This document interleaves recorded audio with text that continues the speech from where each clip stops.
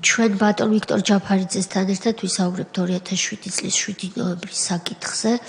ეს იყო მორიგი ძალადობრივი ღამე და დღე.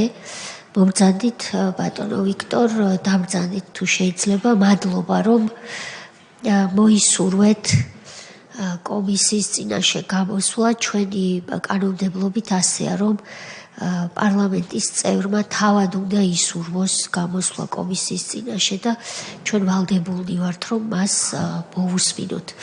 ამიტომაც დიდი მადლობა ამ ინიციატივისთვის. ბატონო ვიქტორ, ჩვენი პროცედურა თქვენ იცით, თქვენ არ გჭირდებათ ამის ახსნა. გაფრთხილება კეთდება ხოლმე, რომლის ტექსტით წინ გაქვთ და თუ ერთანხმებით მის ტექსტს ხდობთ, მოაწეროთ. მოგესალმებით და ვეთანხმებით და ხელს მოვაწერთ. მადლობა.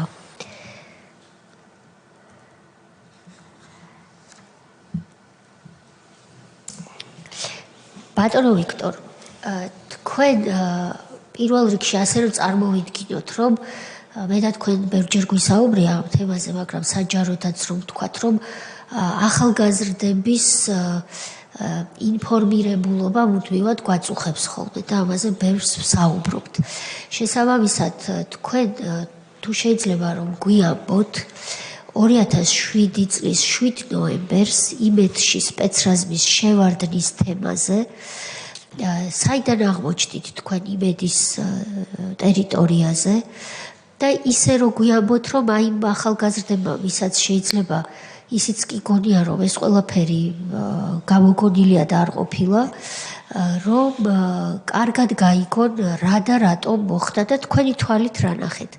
თქვენ ვერ ხედავთ, მაგრამ თქვენ ზურგს უკან ჩვენ ჩართული გვაქვს და ტრიალებს მუდმივად ის ვიდეო კადრები, რომელიც 2007 წლის 7 ნოემბრის რუსთაველის გამზირზე განვითარებულ მოვლენებს, შემდეგ რიყის ტერიტორიაზე განვითარებულ მოვლენებსა და ძალადობას და შემდეგ უკვე იმედში შეჭრის, იმედის ჭიშკართან, კარიბჭესთან, შემდეგ უკვე შიგნით ტერიტორიაზე სპეცრაზმის მოძრაობასა და ქმედებებს ასახავს და ეს ვიდეო მასალა, ასე ვთქვათ, თქვენ თხრობასთან გაყვება მუდამ, სანამ თქვენ ისაუბრებთ. ვერ ხედავთ და ამიტომ მოვყევი რა ტრიალებს თქვენ ზურგს უკან. გისმენთ ბატონო. კი ბატონო, მადლობა. კიდევ ერთხელ მოგესალმებით კომისიის წევრებს. რეალურად დიდი საქმე კეთდება იმ ახალგაზრდებისთვის, რომელი ახალგაზრდებიც ალბათ მაშინ ან დაბადებული არ იყვნენ, ან პატარები იყვნენ და აქვთ არგუმენტი, რომ თვითონ არ მოესწრენ ამ აუბეთის ჟამს და პრობლემებს და ამიტომ თითქოს არ უნდათ რომ ეს გააცნობიერონ და უნდათ რომ აღიქვან და თვითონ ოპონენტებიც ხელს უწყობენ იმაში, რომ თითქოს არაფერი არ მომხდარა, მაგრამ მერწმუნეც სამწუხარო რეალობები არის მომხდარი ჩვენს ქვეყანაში, მით უმეტეს იმ პერიოდში. ჩვენ პარლამენტის წევრები, იმ დღეს რაც მოხდა 7 ნოემბერს, ეს იხილა მთელმა ქვეყანამ. ჩვენ პარლამენტის წევრებმა გადავწყვიტეთ იმ დღეს, რომ მივსულიყავით ტელეიმედში, რამე თუ ქონდა ეჭვით და ვარაუდი, რომ ტელეიმედს დაარბევდნენ და როგორც მახსოვს ვალერი გელბახიანს ქონდა გიორგი თარგამადესთან კომუნიკაცია და გვიცხა რომ მივსულიყავით ტელეიმედში და შესაძლებელი იქნებოდა რომ ღია ეთერში დავდორიყავით და გვესაუბრა იმ დღევანდელ პრობლემებზე. ჩავსხეთ მანქანაში წავედით, რომ მივიდიოდით გზად რუსთაველზე უკვე. ჩვენ შევნიშნეთ სამხედრო მანქანა, სამხედროები შევნიშნეთ და ვიფიქრეთ, რომ უკვე საგანგმდებლობის გამოცხადებას აპირებს და უეჭველი დარწმუნებული ვიყავით, რომ ტელეიმედს დაარბევდნენ. წავედით ტელეიმედში. ტელეიმედთან საკმაოდ იყო მოსახლეობის რაოდენობა, ხალხი ბლომად იყო გარეთ და შესაძლოა რომ შევდიოდით, გვეუბნებოდნენ, რომ ტელეიმედს დაარბევენ და აბა თქვენ იცით და ჩვენ აქ ვართ და ეს საუბრები მიდიოდა. რო ავედით ზევით, ვიყავით ვინ? ზვიად ძიძიგური, ვალერი გელბახიანი, ვალერი იზორია, კახა კუკავა, გოჩა ჯოჯუა მერე მოვიდა და თქვენი მონამორჩილი ვიქტორ ჯაფარიძე. ჩვენ ავედით. ბოდიში სტატუსიც რო ვთქვათ, ყველა ამ ადამიანს. ყველანი ვართ პარლამენტის წევრები. ყველანი მაშინდელი მოწვევის პარლამენტის წევრები და მისული ხართ. მისული ვართ. ახალგაზრდებმა იციან, ბევრი რამე ვიძახით არ იციან, მაგრამ ბევრი რამ იციან. მათ იციან მაგალითად, რომ პარლამენტის წევრის სტატუსს თან ახლავს უფრო მაღალი დაცულობის სტანდარტი, მათ შორის, როდესაც ის პირისპირ ამოჩნდება სამართალდამცველ სტრუქტურებთან. ეს იციან, ამიტომ იყო მნიშვნელოვანი, რომ სტატუსიც დავაზუსტეთ და რომელ საათზე მიხვედით? უკვე დაღამებული იყო. დაღამებული იყო, ნუ ახალი დაღამებული ის პერიოდი. 8 საათი. საათი არ მახსოვს დაახლოებით, მაგრამ ეს უკვე შეღამებული იყო. კი, საღამო ჟამი. საღამო ჟამი. ხო, ღამე არ არის. კი ბატონო, შემდეგ შევედით გიორგი თარგამაძის სამუშაო ოთახში, სადაც გიორგი თარგამაძე იყო. და ვსაუბრობდით ლოგიკური აბა რაზე უნდა გვესაუბრა თუ არა იმ დღევანდელ ხელისუფლების ვანდალობას და საშინელება რაც იმ დღეს მოსახლეობას და თავისუფალ მშვიდობიან მომიტინგეებს დამარცხებ, ამაზე ვსჯელობდით. ვიდეო და მსჯელობა ესე იყო, არ იყო, საგანგებო მდგომარეობას გამოაცხადებენ, არ გამოაცხადებენ, ტელეიმედში შემოვარდებიან, არ შემოვარდებიან და ამ დროს შემოდის გოჩა ჯოჯუა.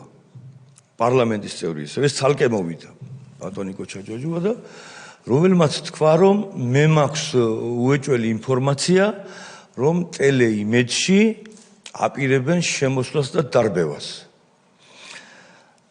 რაზეც ბატონმა გიორგი თარგამაძემ თქვა და კატეგორიულად უარყო რომ ეს გამორიცხულია რამე თუ თვითონ ქონდა კომუნიკაცია ამერიკის ელჩთან და ამერიკის ელჩმა მისცა პირობა, რომ ტელეიმედს არ დაარბევდნენ. ამის შემდეგ, ისევ მიდის მსჯელობა საუბარი და ტელეეთერისთვის ვემზადებოდით. ქალბატონი ინგა გრიგოლიაც ამ დროს ამ ოთახში ბრძანდება. მიდის აზრების გაცვლა, გამოცვლა და უცებ ხმაური შემოგვესმა. ხმაური შემოგვესმა ავტომატურად ყველა ფანჯრისკენ გადავადგილდით, გადავწიეთ ფარდა და რას ვხედავთ, გააშავებული, გაყვითლებული არის ტელეიმედის შენობა. ის ეზო. სტუმრები მოვიდნენ. ხომ გეუნებოდით გოჩა ჯოჯუამ თქვა, ხომ გეუნებოდით რომ დაგვარბევდნენ და აგერ შემოსულიან ტელეიმედში. ამ დროს დგება გიორგი თარგამაძე და გადის რომ მე საეთეროში უნდა გავიდეო. ქალბატონი ინგა გრიგოლიაც გაყვა და მაშინდელი ეს კადრები აი როდესაც ჩაქრა სტუდია და გიორგი თარგამაძე ამბობს რომ სტუმრები მოვიდნენ და ასე შემდეგ. ეს მერე გავიკეთ რა თქმა უნდა ჩვენ არ გვინახია. ოთახში შემოვარდნენ εν რაოდენობის ალბათ ნიღბიანი პირები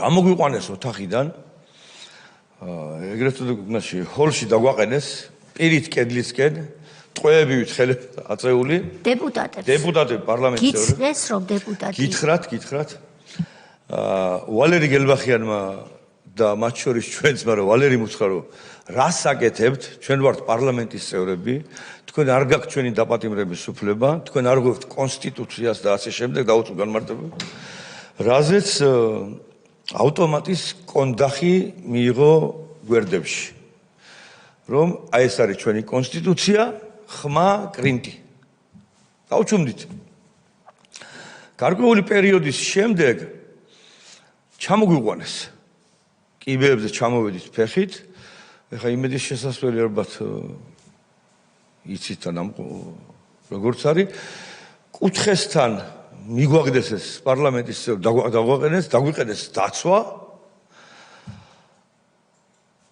მიდის და ამ დროს მიდის ბათქაბუთქეს რეზინის ტყვიები ეზო ისვრიან წივილი კივილი რაღაც სასწაული ამბავი ხდება და ამ დროს გახდა თუდად ვალერი ზორია პარლამენტის წევრია ბატონი ვალერი ზორიაც რომელსაც რამოდენიმე ოპერაცია ჰქონდა გაკეთებული და ავატყოფობდა ეხა რო შეგეხედა წევა მაუწია დავაწვინეთ იატაკზე ეს პიჯაკი გავიხატე თავქვე დაუდე და ვეხვეწებოდით ამას რომ მეთქი გვიკვდება კაცი რამე ქენით გვიშველეთ არ შემოგვაკვდეს არავის რეაქცია მასზე არ ქონდა და შემდეგ რა თქმა უნდა გვაგინებდა რა თქმა უნდა იყო ამბები ცოტა ხნის შემდეგ ჩვენ და გასაკვირად ცოტა ხანი ალბათ მინიმუმ 40 წუთი მაინც იყო ალბათ გამოგვიყვანეს რომ დამორდან უნდა დახვიდეთ უნდა გაგიყვანოთ და შემდეგ როგორც გავარკვიეთ, კახა კუკავას და ზვია ძიძიგურის აპარატის თანამშრომლები პარლამენტში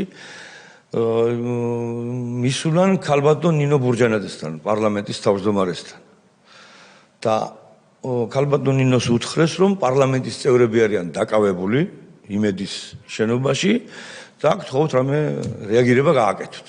და ჩემი ინფორმაციით და მე როგორც გავიგეთ, ქალბატონმა ნინო ბურჯანაძემ გადაურეკა, შენ არ ვიცი ვის დაურეკა, ალბათ ვის დაურეკავდა ვინც იყო მაშინ. და ამ ნინო ბურჯანაძის ზარის შემდეგ გამოგვიყვანეს. რომ გამოგვიყვანეს, ეხლა რა თქმა უნდა კორიდორივით იყო და გვაგინებდნენ იქიდან აქ.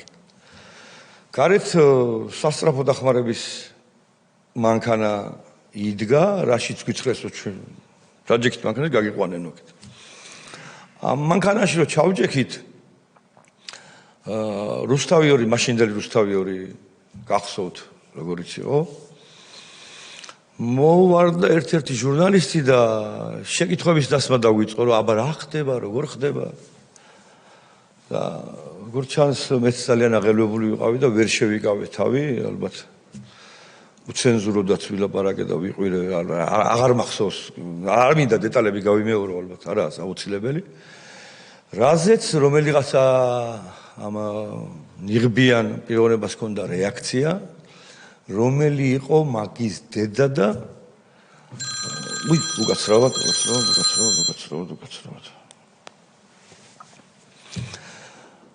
გადატენა ის, რა ქვია, ავტომატი და შემოყო იმაში მანქანაში. სასწრაფოს მანქანაში, რომელი იყო, მე ვიყავი და მესროლე თქო. კახა კუკავ გადამეფარა წინიდან.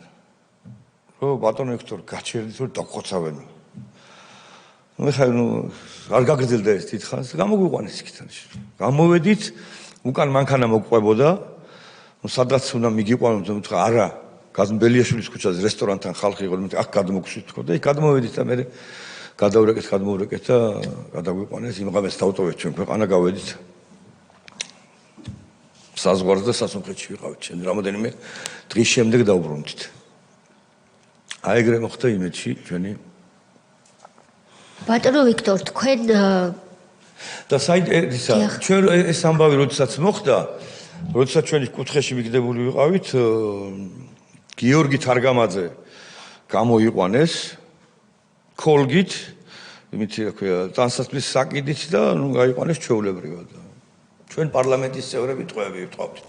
ეს არ არის სწორი, ბატონო ვიქტორ, მე სწორად მსმენოდა, რომ სანამ ჟურნალისტებს და დეპუტატებს არ ბევდნენ და ცუდად ექცეოდნენ, დერეფანივით, საპატიო დერეფანივით გაუკეთეს გიორგი თარგამაძეს, რომელსაც თავისი პიჯაკებიც კი გაატანინეს ეგრე იყო ვადასტურებ პატივისცემის პირობებში. ვადასტურებ მე ეს თქვენი თვალით. ჩემი თვალით ვნახე, მე როდესაც გადავწყვიტე რომ კომისიაზე უნდა მოვსულიყავი, სხვათა შორის გადაურეკე ბატონ კახა კუკავას, ბატონ გოჩა ჯოჯუას, რამე ხო არ მეშლება, რამე ხო არ მახსოვს შეცდომით, რა თქმა უნდა დამიდასტურეს ყველაფერი, განსაც მე თქვენ გიყვებით, იგივე დამიდასტურეს.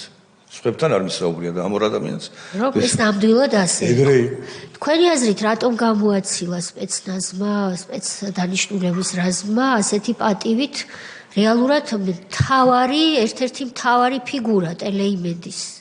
ალბათ მედიის უფლებებს იცავდნენ. სასაცილოა, რა ვიცი.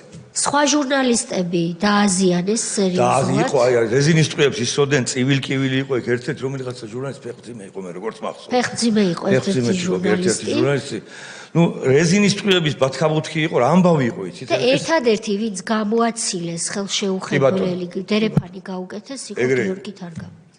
გიდასტურებთ. ეს პიჯაკები თვითონ მოქონდა მაინც არის თუ სხვებს მოქონდა? მოყვებოდა პიროვნება მოყვებოდა, მოაცილებდნენ ზონდით. კოლგით მოაცილებდნენ, გამოაცილეს. სასწავლო ამბავს ყვებდით. ჩვენს გავიკეთეს კორიდორი იყო, ჩვენ გვაგინებდნენ. ცემის კორიდორში გაგატარეთ. არ უცემ, წყვილის ვერ დავაბრალებ, გვაგინებდნენ. მაგრამ ძალადობის დერეფანში რა თქმა უნდა. ბატონო ვიქტორ, თქვენ ბევრი სხვა რამ მის მოწმეც იქნებით იმ დროს და ალბათ ამაზეც გექნებათ სურვილი თქვათ თქვენი სურვილის დამიხედვით, მაგრამ ამ კონკრეტულ თემაზე ბრძანდებით თქვენ დღეს კომისიის წინაშე და ამაზე ვიკითხავ. ჟურნალისტებს როგორ ექცეოდნენ, აი თქვენს თვალწინ, გასაგებია რომ როგორც თქვენ ბრძანეთ, რეზინის ტყვიების ბათქაბუთქი იყო, თქვენ ამბობთ, იყო წივილი კივილიო, ესეც თქვენი სიტყვებია, მაგრამ აი კონკრეტული მოპყრობები თუ გახსოვთ. არა, ესე კონკრეტული მე იქ არ მინახია უკვე ჟურნალისტები, იმიტომ რომ ჩვენ კუთხეში ვყავდით კედლისკენ იყავით პირით უკვე? წინ სპეციალისტები გვედგენ. და გასაგებია. მაგრამ არეულობა იყო, არეულობა იყო. ხალხი გარბოდა, გაშვებოდა. კი ბატონო. გასაგებია. კითხვები? ბატონი თეგიზი, ბატონი ილია. მოგესალმებით ბატონო ვიქტორ. მოგესალმებით. თქვენ თქვით რომ საზოგადოებრივ მოგიწიათ წასვლა. ამას ყველა არ გააკეთებდით. ამაზე და არა მხოლოდ თქვენ, ხო, იმ ჯგუფიდან კიდე კი, იმ ღამეს გავედით ჩემი ერთ-ერთი მეგობარი საპატიო კონსული არის. და რამე საფრთხე სელოდით თუ მეტი საფრთხე რა უნდა კი. არა, თავისუფლების შემდეგ გეუბნები. ველოდით საფრთხეს, რა თქმა უნდა, ამასგან ყველაფერი იყო მოსალოდნენ. და დავტოვეთ იმ ღამეს ქვეყანა, მაგრამ შემდეგ ისევ კომუნიკაცია იყო ქალბატონ ნინო ბურჯანელესთან, რომელმაც თქვა, რომ მე ვარ გარანტიას დაბრუნდით ქვეყანაში და დავბრუნდით ამის შემდეგ ქვეყანაში. ანუ თქვენი დანაშაული ბრჭყალებში იმ დროს იყო, რომ გადაცემაში მონაწილეობისთვის იყავით მისული. დიახ. ბატონი ილია. მადლობა ბატონო ვიქტორ, მოგესალმებით. თქვენ თქვით, რომ გიორგი თარგამაძეს ჰქონდა კონტაქტი ამერიკის ელჩთან.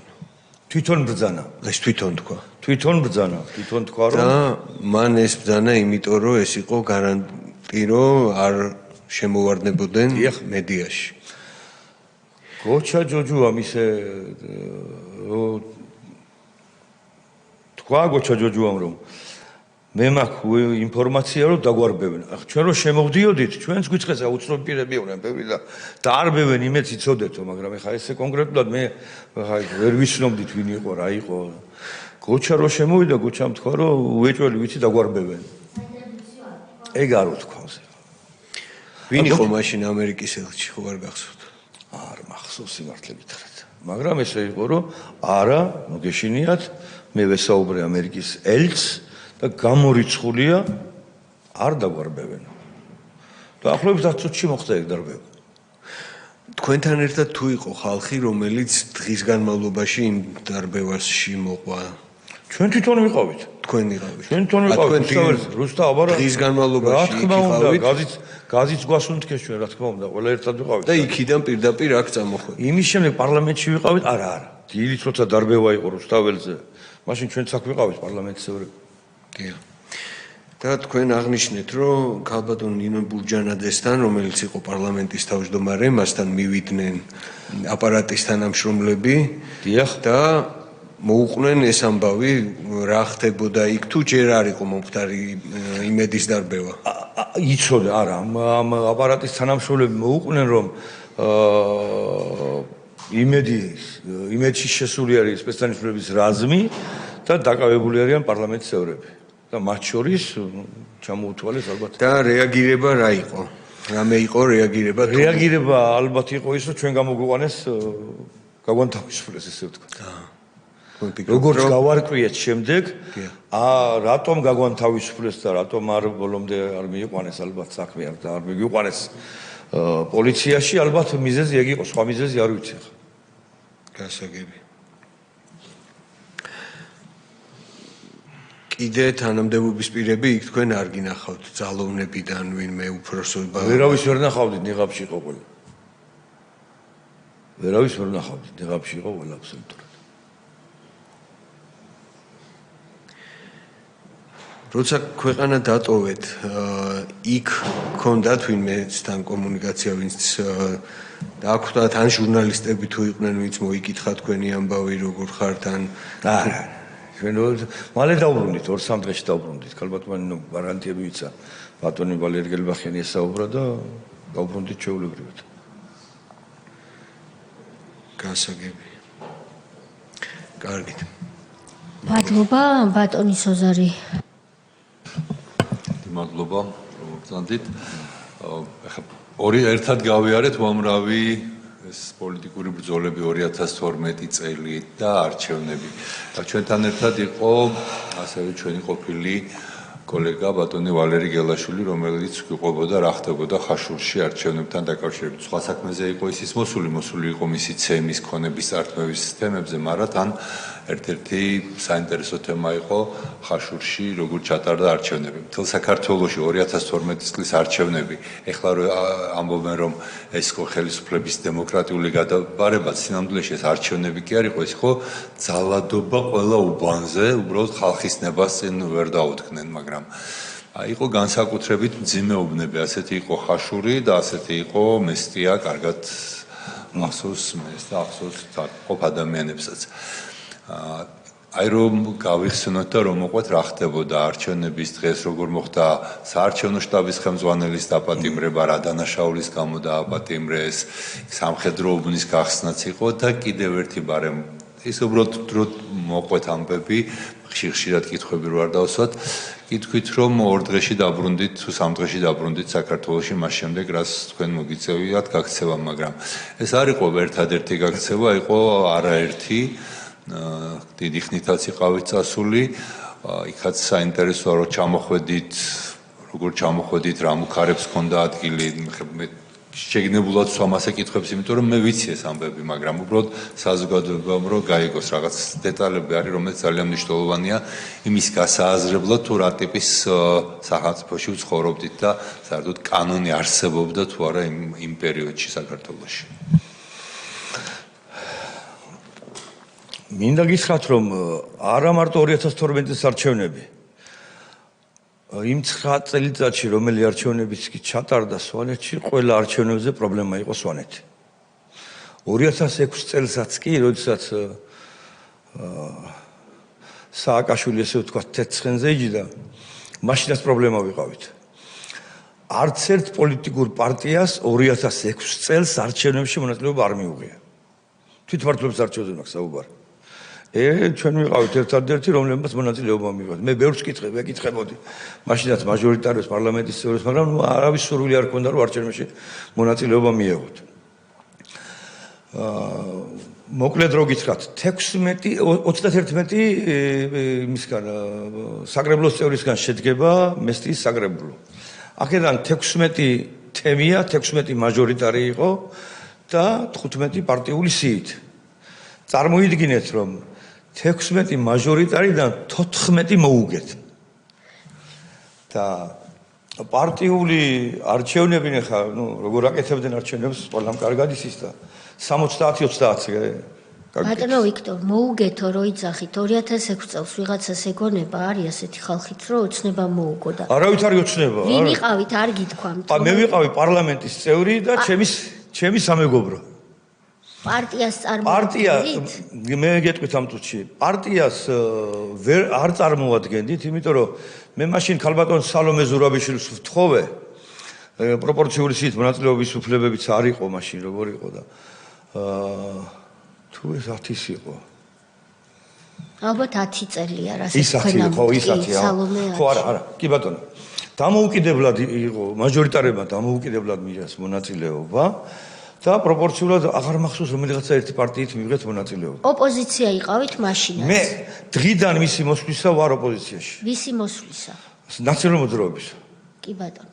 ხო, ეს რო განმარტოთ, იმიტომ რომ ჩვენ კი ვიცით, ვიღაცას გავუშვით. კი ბატონო. გამისვით გზადაგზა შეკითხები, ხომ რაღაც გამომჩნდეთ. კი, მაშინაც ოპოზიცია ვიყავით. და რომ ესე წარმოიდგინეთ, რომ 16 თემიდან 14 მოუგეთ, ეხა პარტიულს როგორ წავაგებდით, ხო დაუჯერებელია რა. და ანუ რო დავითვალეთ 31 ხმიდან 18 გვაქვს ჩვენ და 16 არის 16 წევრ შეუძლია აერჩიოს როგორც საკრებულოს თავმჯდომარე, ესე გამგებელი მუნიციპალიტეტის. რა თქმა უნდა, ეს მერიქვია მაშინ. ეს მერიქვია, კი ბატონო, მაშინ გამგებელი. და არ იყო პირდაპირ არჩევნები. არ იყო პირდაპირ არჩევნები. ეს იყო საკრებულო ირჩევდა გამგებელს. გამგებელსაც და საკრებულოს თავმჯდომარესაც. რა თქმა უნდა, იმ დღეს ამოვიდა სპეცდანისლების რაზმი რეგიონის რა თქმა უნდა, მესტიის მუნიციპალიტეტს დაარტყეს ალყა, შიგნით არავის არ უშვებდნენ. ღამე ჩაატარეს სპეცოპერაცია, საკრებულოს წევრებზე იყო სერიოზული ზეწოლა, ბიულეტენები დაუნიშნეს, საბახმას არ მიცემ, იქ ვიღაცა ოჯახს ანგრევდა, ვიღაცა შვილს უჭერდნენ, მათი მეთოდებით. რა თქმა უნდა, წავაგეთის არჩევნებს. წარმოიდგინეთ 16 თემიდან 14 არჩევნები მოვიგეთ. არჩევნები კი არ წააგეთ, ანუ არჩევნები რაიონში მოვიგეთ, მაგრამ გამგებელი აირჩიეს მათ ვინც უნდა. გამგებლის და მერის გამგებლის და საკრებულოს თავმჯდომარის თანამდებობები, ესე ვთქვათ, წაგვართვეს. აი ესეთ არჩევნებს ატარებდნენ. მეორეს მოგიყვებით, რაღა იმაზე გადავედი 2010 წელს. მე ვთხოვე ხალბატონ სალომე ზურაბიშვილს, ხა ფორმულა იყო, რომ რამოდენიმე პარტიით მან ფორმულა რომ ერთ მანდატს ჭირდება ამდენი, მეორე მანდატზე მეტი და რამოდენიმე პარტიით გვიდოდა მონაწილეობა მიგვეღო. და ვთხოვე ხალბატონ სალომეს, რომ იქნება თქვენი პარტიით მიიღოთ მონაწილეობა და დავპირდი, რომ მინიმუმ 3-4 წევრს გავიყვანთ თქვენი პარტიიდან, თქო და არა როგორ გეკადრებათო, მე მთელ საქართველოში არჩევნებს ვიგებო და რანაირადო. არ დავთანხმდ. ძალიან ბევრს ვთხოვე, აქვე მოუყვები, რომ მთელ საქართველოში ვერც ერთ მუნიციპალიტეტში ვერც ერთი კანდიდატი ვერ გაიყვანა. ერთი წევრი არ ხოლია. 4 ხმა მიიღო მესტიაში. 4 ხმა მიიღო მესტიაში. მუნიციპალიტეტში. დიახ, 4 ხმა მიიღო. მე არ ვიყავი იმ 4-ში, მინდა დავაზუსტო. ღმერთმა დამიფარა. დარწმუნებული ვარ. რამოდენიმე პარტიასთან ისევ მივედი, რა თქმა უნდა, ოპოზიციური პარტიები რო ერქვათ, მაგრამ ყველა მოარი მითხრა, ერთადერთი ჯონდი ბაღათურია შემხვდა. ჯონდი მითხრა, რომ კი ბატონო, აგერ კოკოს პარტიაც ვაქო და რომლითაც კიდათ იმით მიიღეთ მონაწილეობა, ეხა კონსტანტინე გამსახურდია, კი ბატონო. კონსტანტინე გამსახურდიას პარტიით მივიღეთ მონაწილეობა. სანამ მივიღებდით მონაწილეობას, რა თქმა უნდა დამიბარეს, რა თქმა უნდა შეხვედრა მომიწყვეს აქ, გამჭხრიკეს. მიუხედავად იმისა, რომ პარლამენტის წევრს უფლება მქონდა პარლამენტის შენობაში საშუალო გარეშე შემოსულიყავი, რა თქმა უნდა არ შემომიშვეს, დამხვდნენ, შეხვედრა მომიწყვეს ერთ-ერთ პარლამენტის წევრის ოთახში არა საინტერესო და ულტიმატუმი წამიყენეს, დამისახელეს პიროვნებები, რომ ამათ დააკავებდნენ, მე თუ ქვეყანას არ დავტოვებდი. ბანო? ვინ იყო მაშინ ხელისუფლება? ხო, გუბერნატორი იყო, სუსის თანამშრომლები იყვნენ და ასე შემდეგ. და ერთ-ერთი შუამოვალიც იყო რა და მე გადავწყვიტე, რომ ჩემი გულისთვის ახლა მაინც სხვას დააპატიმრებდნენ და მაგრამ მე დარეგისტრირებული ვიყავი როგორც დამოუკიდებელი მაჟორიტარი მესტიაში. თვითონ დაბაში. დავტოვე ქვეყანა, რა თქმა უნდა, წავედი დამატოვებიას ქვეყანა და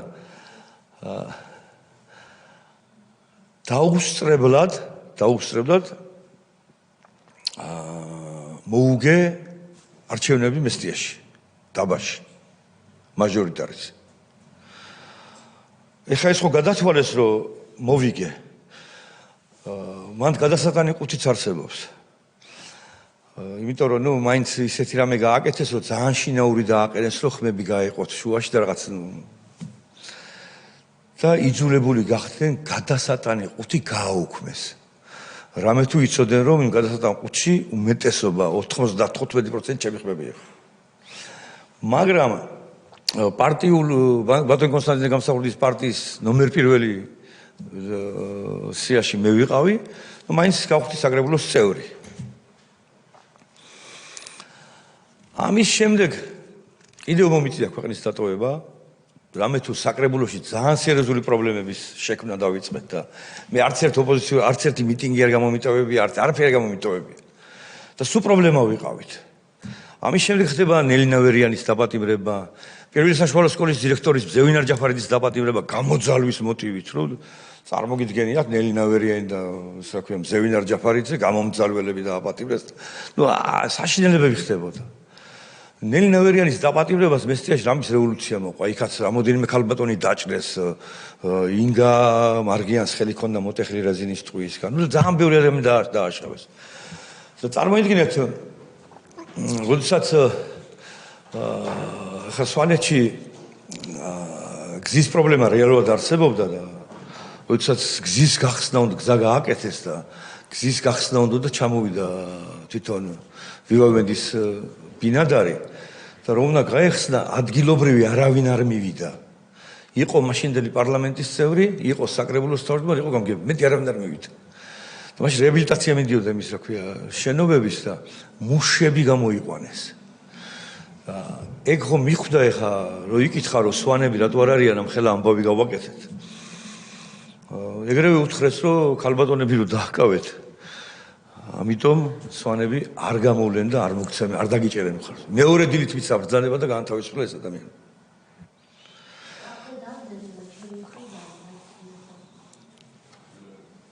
ჩემი მხრიდან დავძენ გაწყვეტინებთ ბატონო ვიქტორო ჩვენ ძალიან მტკივნეულად განვიცადეთ ყველა მთელმა საზოგადოებამ თითოეულის დაპატიმრება და რომ გამოდიოდა ხმა ციხიდან რომ ხალხს აწამებდნენ და კიდევ უფრო მტკივნეული იყო ყველასთვის მათ შორის მამაკაცი პატიმრებისთვის და აღარაფერს ვამბობ თავისუფლებაზე მყოფი პირებისთვის ვინც შეესწრო ამ ყველაფერს ქალების დაპატიმრება ეს იყო ის რამაც მე პირადად მათქმევინა რომ ნუ ამის იქით უკვე საკუთარ დედას თუ დაუშავებდა სააკაშვილი რამეს თორე იმის იქით წმინდა არაფერი აღარ არსებობდა ეს იყო ჩემი განცდა და ღიად ვამბობ ამას ვინც არ იცის ახალგაზრდებით გვესწრებიან გვისმენენ იმედი მაქვს ქალბატონი ნელი ნავერიანი ჩვენ ენაზე რო ვთქვათ სვანებმა არ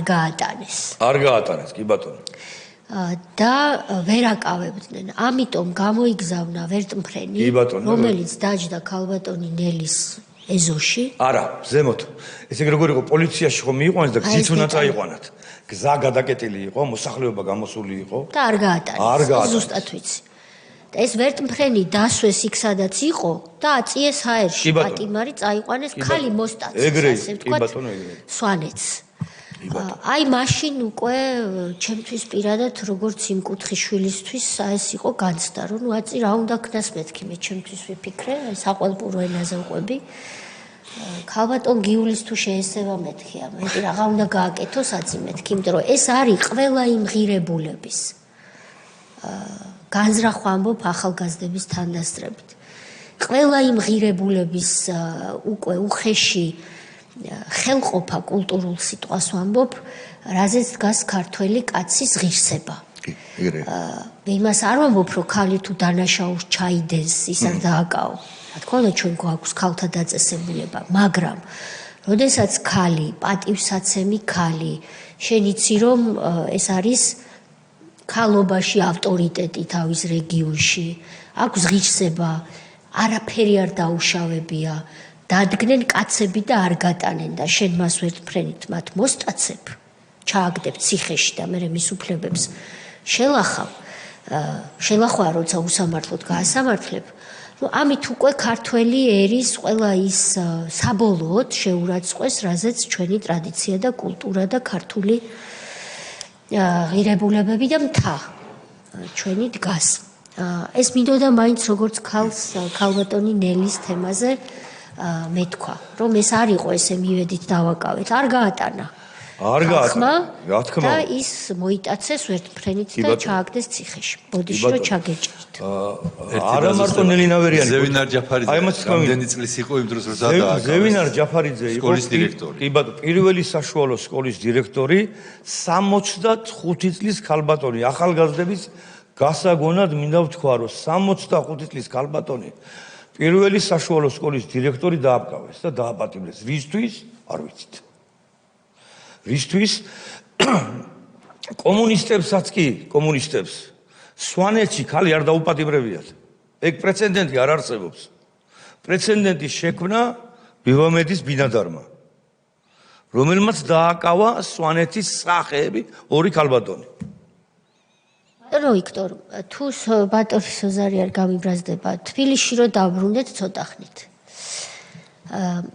თქვენ იყავით, აი ფასდაუდებელ ინფორმაციას ფლობთ, იმიტომ რომ ამ შენობაში იყავით წევრი.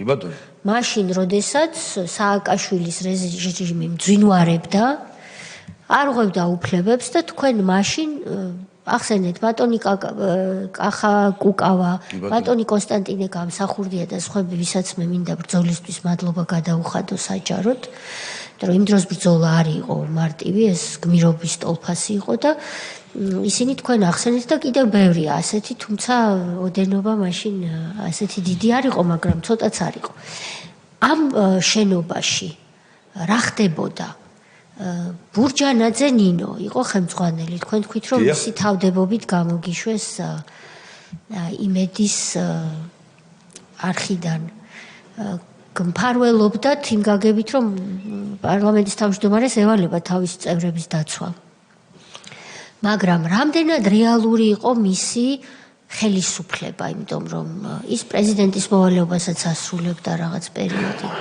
თუ ეს იყო ბუტაფორია არ მოვიხდი ბოდიშს ამ სიტყვისთვის. ეს მისი გადაწყვეტილება არ იყო მით უმეტეს, ხო? ნინო ბურჯანაძე პარლამენტის თავმჯდომარე იყო, მაგრამ უუფლებო იყო. ნინო ბურჯანაძეს რომ გაეთქვა რომ არჩევნები გაყალბდა, დამთავრებული იყოს ყველაფერი, მაგრამ მერწმუნეთ რომ ქალბატონი ნინო ბურჯანაძეს ტერორის ქვეშ იყო.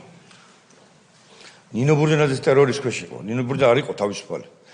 რაც მას შეეძლო ალბათ ნუ ადამიანურად ეხა ერთი პერიოდი მე მახსოვს ისიც კი მითხრა რომ აპირებენ თქვენ დაპატიმრებულს წავით ქვეყანა დადოვეთ. წავით მე. კი მითხრა. რაც შეეძლო იმას აკეთებდა, მაგრამ მე დარწმუნებული ვარ რომ ქალბატონი ნინო იყო სერიოზული ზეწოლის ქვეშ. თუ გარედან თუ შიგნიდან.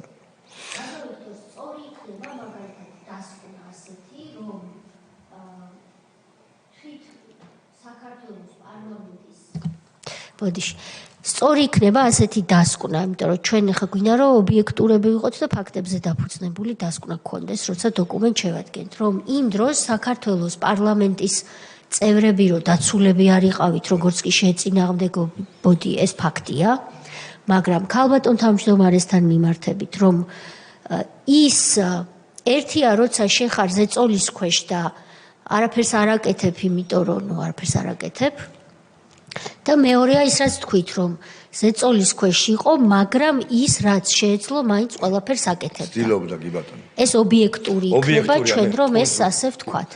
მადლობა, კი, იმიტომ რომ არაფრით არ შეიძლება რომ არ ვიყოთ, არ მივაგოთ იმას, რაც მან გააკეთა პატივი. მან შესაბამისად თქვენ თვლით რომ ერთ კონკრეტულ მომენტში გადაგარჩინათ. კი ბატონო. ესეც შეგვიძლია რომ მივიღოთ ფაქტად. დიახ, მადლობა მინდა უთხრა ამისთვის. კი ბატონო. მადლობა ჩვენგანაც.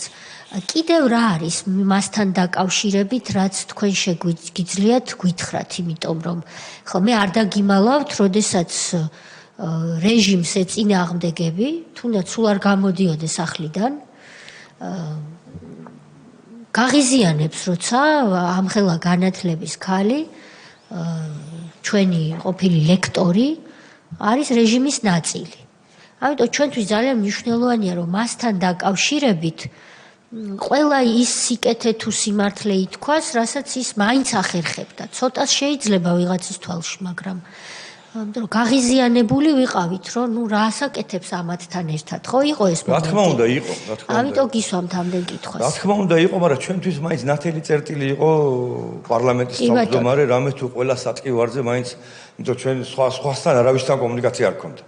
ერთადერთი მიდიოდი ქალბატონ ნინო ბურჯანაძესთან და ქალბატონ ნინო ბურჯანაძე რაც შეეძლო ალბათ მის შესაძლებლობის ფარგლებში ცდილობდა რომ დაგხვარებოდა. ეს იყო ერთადერთი მისასვლელი ადგილი? ერთადერთი მისასვლელი ადგილი.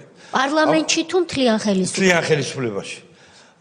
რამე თუ ერთხელ სააკაშვილო მოინდომა მაჟორიტარებთან შეხვედრა. აი რომ როგორი კომუნიკაცია ქონდა ჩვენთან.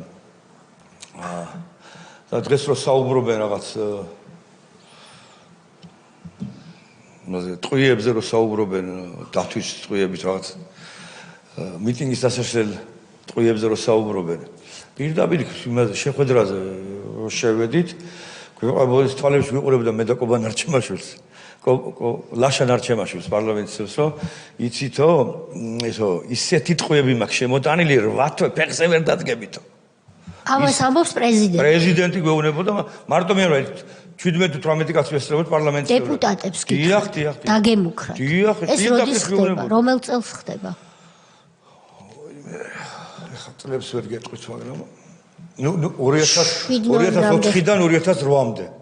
7 ნოემბრამდე ხდება თუ 7 ნოემბრამდე ალბათ, აი ტყუილს ვერ ვიტყვი.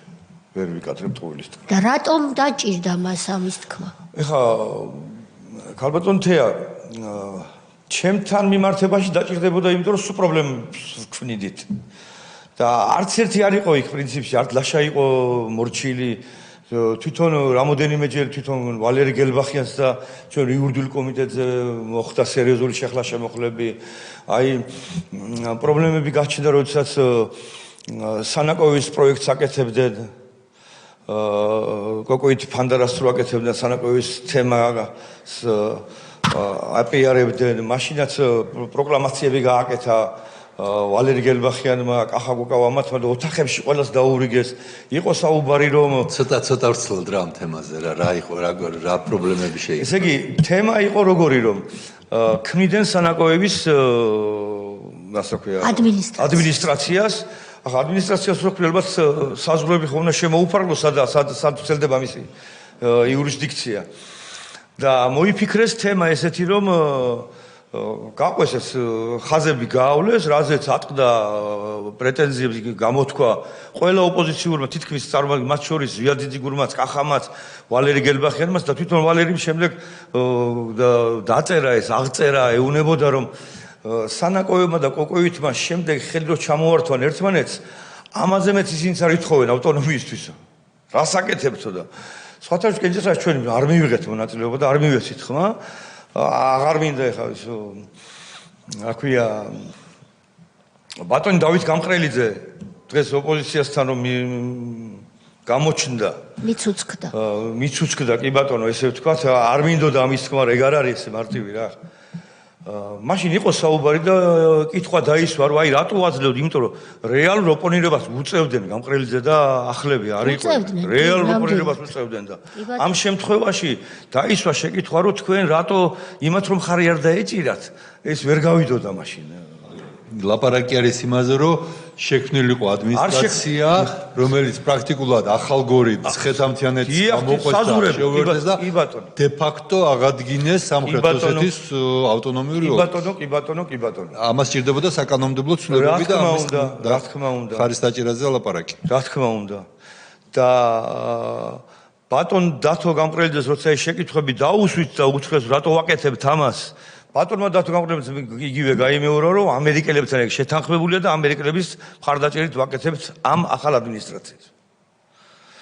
და ამიტომ არ იყო სლათისე ქალბატონ თეარო მაჟორიტარები ყველა ეხა ჩუმად იყო და ყველა ისი ვივამედის მდგმურის დავალებებს ზედმიწევით და ამიტომ მოისურვა მან შეხვედრა ურჩებთან. იმის შემდეგ იურიდიულ კომიტეტზე მოხდა სერიოზული დავა მოხდა. რაღაც ძალიან ბევრ თემაზე ბევრი დავა მიდიოდა რა და მოისურვა შეხვედრა.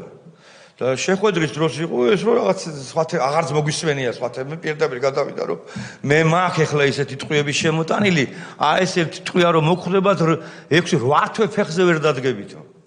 მარტო მე არ ვიყავით 18-19 დეპუტატი ვიყავით. ეს განერვიულდა და თქვა ხო? განერვიულებული იყო. რატომ გაანერვიულეთ პრეზიდენტი? ნერვიული დაიბადა მე მგონი. არ იყო ახლა ნორმალური ადამიანის. არა ახლა მე დეპუტატი ვარ და ღიად ვამბობ, გულწრფელად გეკითხებით, მე რომ დამიბაროს ბატონმა მიხეილ ყაველაშვილმა, ხო? ნუ ჩემი ვალია. ბოდიშით ვის ადარებთ? არ ვადარებ. მივალ და მოვექცევი მას პატივისცემით. კითხვაა, თქვენ რომ მიხვედით პრობლემურები ვიყავითო თქვენ თავს თქვენ ვეუწოდეთ? კი ბატონო. და რომ მიხვედით, ალბათ თქვენ თვითონვე იყავით უკვე აგრესიული ან ჩხუბის ხასიათზე. პირდაპირ გამარჯობა ბატონო ვიქტორ, ტყვიები მაქვს გესვრი, ხომ არ გეტყოდით? არა, ეგრე არის, არა. აი ეს მაინტერესებს. თემებს შეეხო, სლად შეეხო, იურიდიული კომიტეტის თემა შეეხო, 1000 თემა შეეხო და მათ შორის უცებ როგორც უცებ განერვიულდა და გადავიდა. კიდევ ვბრუნდები იგივე საკითხს, ეს მნიშვნელოვანია დასკვნისთვის. თქვენ მიდიხართ შეხვედრაზე, გიბარებთ პრეზიდენტი საკანონმდებლო ხელისუფლების წარმომადგენლებს. კი ბატონო. ხომ? რაც არ უნდა მასზე მორგებული საკონსტიტუციო მოდელი ქონოდა, აქ ამაშია საქმე. რომ გიბარებთ ეს ერთი ვალდებული ხარ მიხვიდე ახლა ეს ინსტიტუტებს შორის პატივისცემის ამბავია მიბრძანდებით და ეს რა არის? ამიტომ მოვიყვანე დღევანდელი მაგალითი. ეს შეხვედრა დღეს რო შედგეს დღევანდელ რომელიმე დეპუტატსა და პრეზიდენტს შორის. იქ ვარაუდობ, რომ ასეთი უპატივცემულად და მით უმეტეს მუქარა შემცველი შეხვედრა ვერ შედგება. ანუ პრეისტორია იყო რაღაცა. პრეისტორია მოდი. თქვენი საკანონმდებლო საქმიანობის მიმართ ქონდა მას პრეტენზიები. პრეტენზია ქონდა ეხლა კიდევ ვიმეორებ.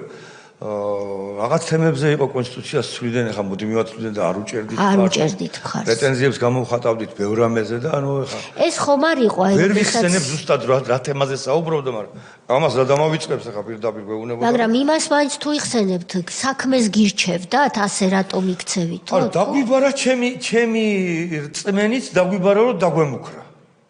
მუქარისთვის და არა ვთქვა შესაძლებელი. არა ეხლა ხო რა თქმა უნდა.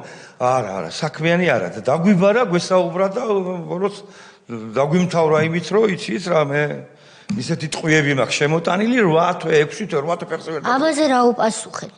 რა უნდა გვეპასუხე ხა? შეწყვიტეთ შეხვედრა. რა თქმა უნდა. რა თქმა უნდა. მე აუცილებლად მოვყვე 2012-ის არჩევნები. კი ბატონო, 12 წლამდე რამის თქმას ხომ არა? 12 წლამდე მე გაქცეული ვიყავი ქვეყნიდან. დიახ. ქვეყანა დამატოვებინეს.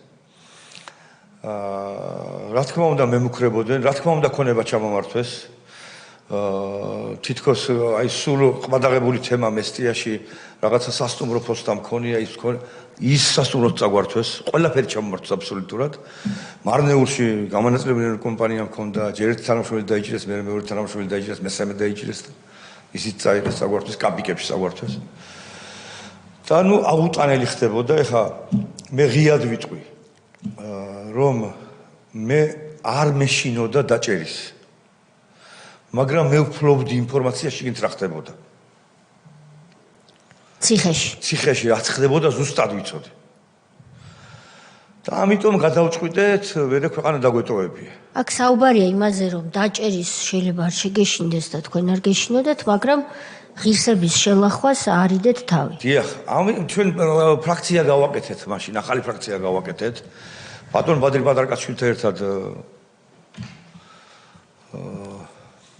გავაკეთეთ ეს ფრაქცია და არჩევნებში მონაწილეობის მიღება დააპირა ბატონმა ბადრი პატარკაშვილმა. და ახალგაზრდების გასაგონად მინდა ეგ დემოკრატიული ნაცმოძრაობა არჩევნებს ატარებდა ისე, რომ კონკურენტი ქვეყანაში არ შემოუშვა, ქვეყნიდან გააძევეს.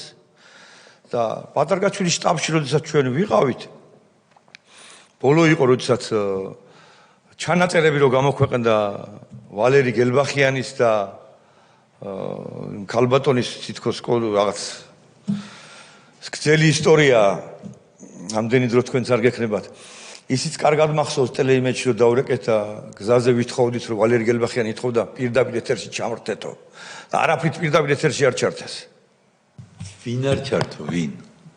ვინ იყო გადაწყვეტილების მიღები? ვისაც უნდა ჩაერთო? ჩვენ ვესაუბრებოდით დიანა ტრაპაიძეს და ბოლოსში ვკითხეთ რომ გიორგი თარგამაძეს უთხარით, გიორგის რო ჩვენ ვართ და პირდაპირ ეთერში გვინდა ჩართვა. გიორგის ესმის თქვენ რო საუბრობდო. მაგრამ არ ჩაგვთეს. ერთი კითხვა მინდა დავაზუსტოთ, რადგანაც მინდოდა მეკითხა.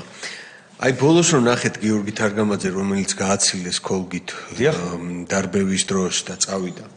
მას შემდეგ როდის ნახეთ ეს კაცი და ის კითხვები, რომელიც მაშინ გაგიჩნდათ, დაუსვით თუ არა და მიიღეთ თუ არა მე პასუხი, ან ხო არ ქონიათ ამის გარჩევა?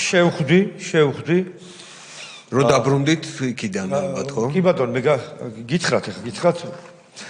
როდესაც ჩვენ ქვეყანა მე ვეღარ შემოვიდი ჩვენ ქვეყანაში, აღარ დაუბრუნებული ვართ, როდესაც ის ჩანაწერები გავრცელდა ვალერი გელბახიანსაც ჩაუწერეს და აუგორეს და რეალურად იქ ხდებოდა და არაფერი ჩანაწერი კოდუას აქ არ შემოუტანია. ის ბადრის გამოგზავნილი იყო და როგორ და ეს არ ვიცი ვინ გააკეთა, მაგრამ მე ვიცი რომ კოდუას აქ ჩანაწერი არ შემოუტანია. ბადრის მოუჭრეს და ის კადრები გაუშვეს და იმ კადრების საფერს არ საუბრობს ცხონებული, სულგანათლებული ბადრი პატარგაჩვილი. არაფერს ისეც არ საუბრობს, რომ ქვეყანაში არ შემოეშვათ და ასე შემდეგ. მე რო დავტოვე ქვეყანა, შემდეგ ეს ერთ-ერთი პიროვნების გარანტიით 2011 წლის დასაწყისში შემომიშვეს ქვეყანაში. 2 წელიწადზე მეტი ვიყავი. მეტი. ეხლა პერიოდულად რო აიღო, მანამდე წასული ვიყავი, მერეც წასული ვიყავი და ბოლოში 2 წელიწადზე მეტი ვიყავით. გაქცეული ჯერ კიევში ვიყავით, მე და ერთ რამეს დავაზუსტებ. აი, როცა სასუნთქოში გადახვედით 7 ნოემბრის მერე, ბოლოს რო ნახეთ გიორგი თარგამაძე, ამის მერე 2 წელი არ გინახავთ. არ ვინახავთ, გეტყვით ამას გეტყვით. მოგიყვებით მანქანას. გარანტიით შემომიყვანეს, რომ ოჯახში ვიქნებოდი და პოლიტიკურ პროცესებში ესე ვთქვათ არ გავერეოდი და რეალურად პოლიტიკური პროცესები თითქმის პრობლემატური იყო უკვე რა. აღარ არსებობდა რეალურად პოლიტიკური პროცესები, მაგრამ გარკვეული პერიოდის შემდეგ ამ დალოცვილმა ბატონმა ბიზნე ივანიშვილმა გამოაქვეყნა თავის წერილი. და იმის შემდეგ ეხლა ჩემი გაჩერება წარმოუდგენელი იყო. მე ვერ გავჩერდებოდი, არც გავჩერდებოდი და აქტიურად გამოვჩდი მეც პოლიტიკურ ველზე. რაზეც იმ პიროვნებას ვინც მე შემომიყვანა ქვეყანაში, როგორც ჩანს დაურეკეს, ესაუბრენ, ამან დამიბარა, მივედი, რა ხდება, როგორ არის, რა იყო, რა გინდა. ავედი, აი ადამიანის ფერი არ ქონდა. იმიტომ რომ ძალიან კარგად იცნობდა ესიც ამ მათ ხელისუფლებას. და მითხრა ესეთი რამე, რომ აი ესე დამამითხრეს. ვიქტორ ჯაფარიძის თავს გვამს შემოგიდებთ ეზოში. თუ ქვეყანას არ დატოვებს. შენ შემოგვაყვანინე და როგორც კიდე გაიყვანე ქვეყანიდან.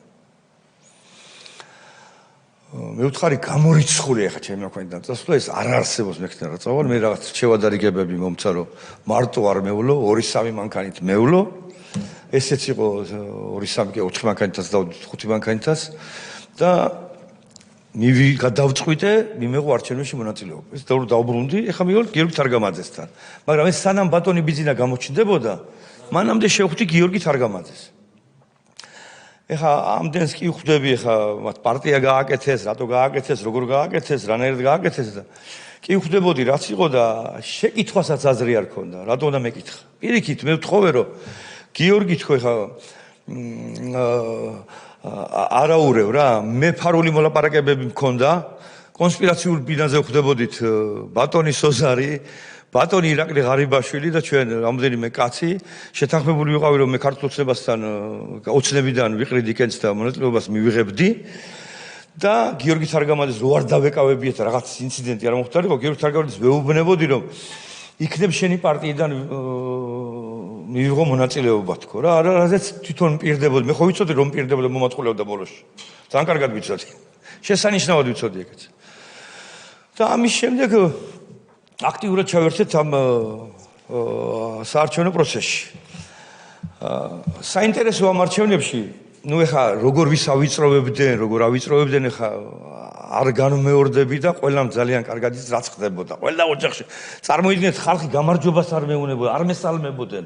ამდენი არჩევნები მოვიგეთ მესტიაში და არ მესალმებოდნენ. იმიტომ რომ ეშინოდათ. მე რო ვიბნე მომსალმებოდა იმ წუთში იმ ღამეს სუსის წარმოადგენლის სახში ადგებოდა. და ბოლო დღეს დააპატიმრეს ჩემი შტაბის უფროსი ბატონი კახა ჟორჟოლიანი ამათ ინფორმაცია ქონდათ ესეთი რომ ყველაფერი იყო აწყობილი და ყველა ინფორმაცია ქონდა კახა ჟორჟოლიანს და შტაბს თუ დააპატიმრებდნენ ავტომატურად დაინგრეოდა ყველაფერი და ამ მოტივით დააკავეს კახა ჟორჟოლიანი თითქოს კომისიაზე, საოლქომისიის ხდომაზე სიტყვიერი შეურაცხყოფა მიაყენა რომელიღაცა კომისიის წევრს. ამ მოტივით დააკავეს. ერთი კვირით ადრე. ბოლოს ბოლოს ხდება საარჩევნო უბნის გახსნა. აი ქალბატონი ნელი ნავერიანი და ზევინარ ჯაფარიძე რომელი მიწისთვისაც დააპატიმრეს, იქ ამათმა სამხედრო დაწესებულება გააკეთეს. არ ვიცი ესეთი სანგრები და ის ჰქონდათ გაკეთებული ისთვის ემზადებოდნენ, წარმოუდგენელია. მაგრამ ეს გაკეთებული იყო რისთვის? რომ საარჩევნო უბანი გაეხსნათ ამ სამხედრო დაწესებულებაში და 2 დღით ადრე საოლქო კომისიამ მიიღო გადაწყვეტილება, რომ იმ სამხედრო დაწესებულებაში, რომელსაც მე ვასახელებ, გაეხსნათ საარჩევნო უბანი. გამოვიდით და ვთქვით, რომ არჩევნები წავაგეთ. იმიტომ რომ ის უკონტროლო უბანია. რამდენსაც უნდა განვარდავ, მაგრამ მესტიის მუნიციპალიტეტში დაახლოებით 6,000 კაცი მოდის 6,800 ამორჩეველი იყო იმ წელს გამოცხადებული და ნუ მოდის იმის ნახევარზე ცოტა მეტი ალბათ. შესაბამისად, საარჩევნო უბანს რო გახსნეს სამხედრო ნაწილში, სადაც გარანტირებულად ჩაყრილი გაქვს 400 ხმა საშუალოდ, ნიშნავს, რომ არჩევნები დამთავრდა. კი ბატონო. ეხლა რო გამოვიდ ფიქრობ, უკვე ღამეა, დაღამებულია. ესმით და რა უქნათ, რა მოვიფიქროთ და მე ვთქვი ესეთი რამე, რომ წავიდეთ და ვნახოთ როგორი უბანი აქვს გახსნილი. საარჩევნო უბნის გახსნაზე თავისი ატრიბუტები ჭირდება, რაღაცა ჭირდება, მოწყობა ჭირდება, ხო და ერთ-ერთი კომისიის წევრი ნაციონალური პარტიიდან, ეხლა მაინც ადგილობრივები ვართ და ესე რომ ეხლა მე არ წამოყვები და ვერ ჩავისვით მანქანაში, ჩემი წარმომადგენლები და მივადექით სამხედრო დაწესებულებას. კამერა ჩართული გვაქვს. გამოვიდა ერთ-ერთი სამხედრო და იმას ვეუბნებით, რომ ჩვენ მოვედით, გვაინტერესებს, აქ დოკუმენტი გვაქვს, რომ გახსნილი არის საარჩევნო უბანი და გვაჩვენეთ, როგორაა მოწყობილი საარჩევნო უფლება კომისიის წარმომადგენლებს და წევრებს, რომ გვაჩვენონ როგორ მოწყობილი არის საარჩევნო უბანი, არის თუ არა დაცული მთელი სტანდარტები რაც არის. ეს გაგიჟდა რა უბანი, რის უბანი და მას მიწერთ ყველაფერს. რა საარჩევნო უბანი ხო არ გაგიჟდით თქვენ? თქვენგან გაიგო რომ სამხედრო პირმა რომ შიგნით საარჩევნო უბანი. ეხლა გაიგო, ჩვენ რო ვეუბნაში გაიგო და გაოცევ რა სამხედრო უბანი და გადმოვიდა შეტევაზე და დარეკა და ჯაფარიძე არის მოსული რაღაც უბნის გახსნაზე მელაპარაკება. მოაშურეთ აქედან ამისი ისი მაგინებს. ჩვენ ეს ყველაფერი ჩავიწერეთ და მეთქალ всё, მორჩა დამთავრდა. ანუ უბანი არ არსებობს, არაფერი უბანი არ არსებობს. ეს ჩავიწერეთ, ჩამოვედით. გადავამრავლეს, 3 ცალი გავაკეთეს, გადავიღე. 3 კაცი ჩავშ სხვადასხვა სამანქანაში და გამოვშვით თბილისში. აი ხა მინდა ხმამაღლა მადლობა უთხრა გოჩა ჯოჯუას, რომელიც იყო ცენტრალური საარჩევნო კომისიის წევრი. არ ტელეფონში არ მithქვია რომ ამ ფლეშკას მიუტანდნენ.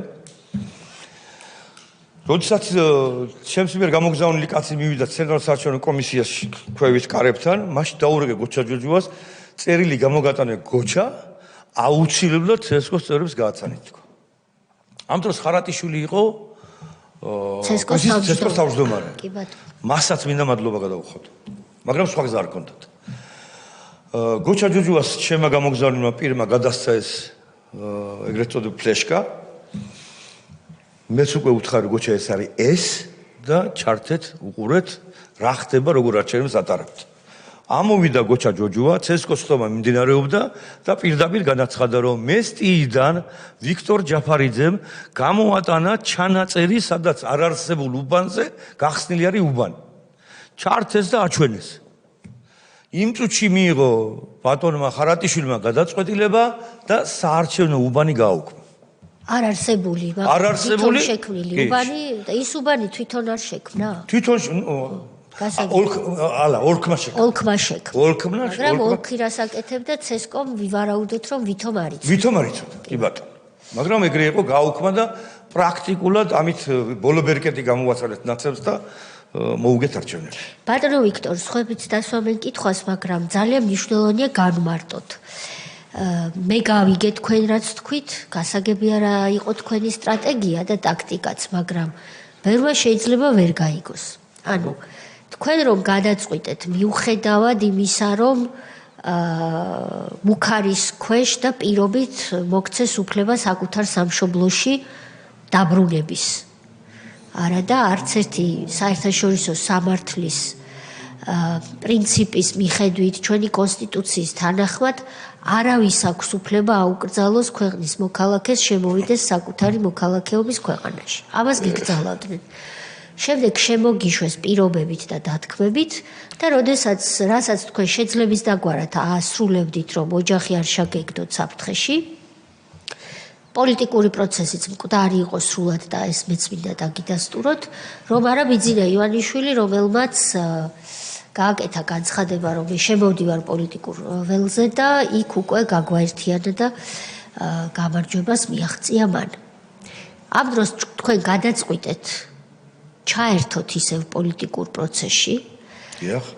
ოცნების შეიძლება ამ დროს ფორმალურად დაფუძნებული არ იყო, მაგრამ ივანიშვილის წარმომადგენლებს იმ შემთხვევაში ირაკლი ღარიბაშვილს და სხვებს შეხვდით და შეუთანხმდით ხელისუფლებისგან ფარულად, იმიტომ რომ საშიში იყო იმ დროს გეოქმედება, რომ თქვენ ებმებოდით სვანეთში, ზემო სვანეთში მათთან ერთად, ანუ ივანიშვილთან ერთად პოლიტიკურ პროცესში, მაგრამ ომში რომ მიდიხარ და დაცულობაც უნდა უზრუნველყო, ხო, სანამ ისვრი.